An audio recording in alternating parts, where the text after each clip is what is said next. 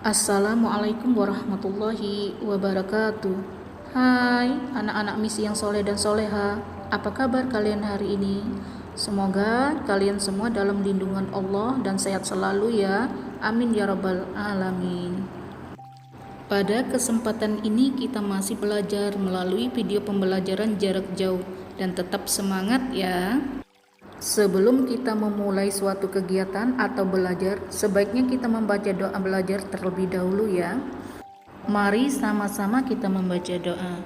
Bismillahirrahmanirrahim. Rabbi zidni ilma warzuqni fahma. Amin. Materi kita yang pertama yaitu meyakini Allah Subhanahu wa taala itu Maha Esa. Ayo anak-anak, siapa yang tahu apa itu Esa?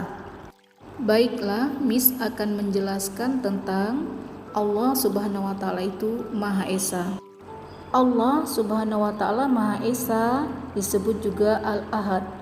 Esa artinya tunggal atau tidak terbilang. Tidak ada Tuhan selain Allah Subhanahu wa taala. Hanya Allah Subhanahu wa taala yang wajib kita sembah. Allah Subhanahu wa taala tidak beranak dan tidak pula diperanakan. Tidak ada sesuatu pun yang bisa menyamainya. Allah Subhanahu wa taala berbeda dengan makhluknya. Kita tidak boleh menyekutukan Allah Subhanahu wa taala dengan sesuatu apapun. Orang yang menyekutukan Allah Subhanahu wa taala disebut musyrik.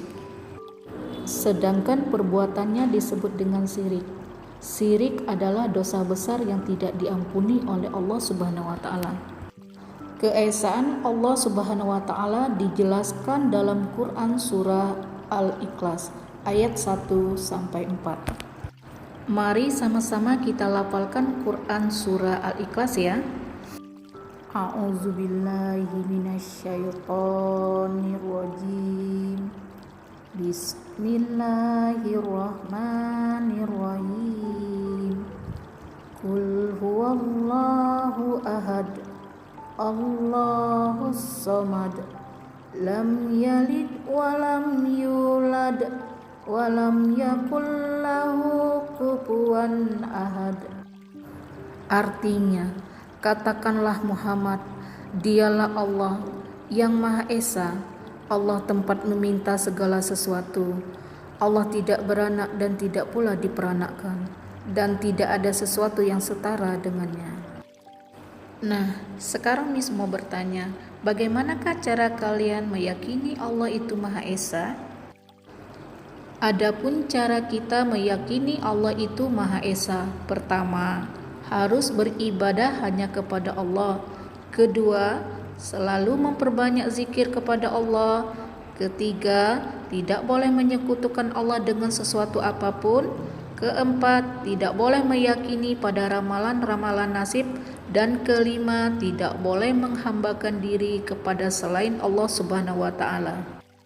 Selanjutnya kita akan membahas tentang Allah Subhanahu wa taala itu Maha Pemberi atau disebut juga dengan Al-Wahhab.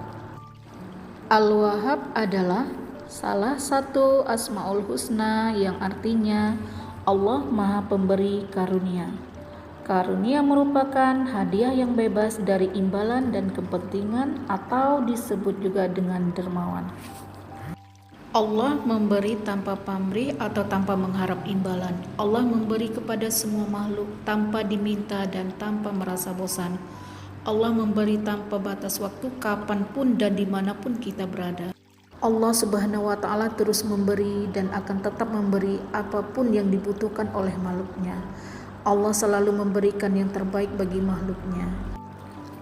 Sekarang coba anak-anak sebutkan cara untuk mensyukuri dan menerapkan sifat Allah Al-Wahhab dalam kehidupan kita sehari-hari. Bagaimana caranya? Berikut ini merupakan cara meyakini Allah Maha Pemberi. Pertama, suka memberikan sesuatu kepada orang lain. Kedua, memberikan sesuatu kepada orang lain dengan ikhlas.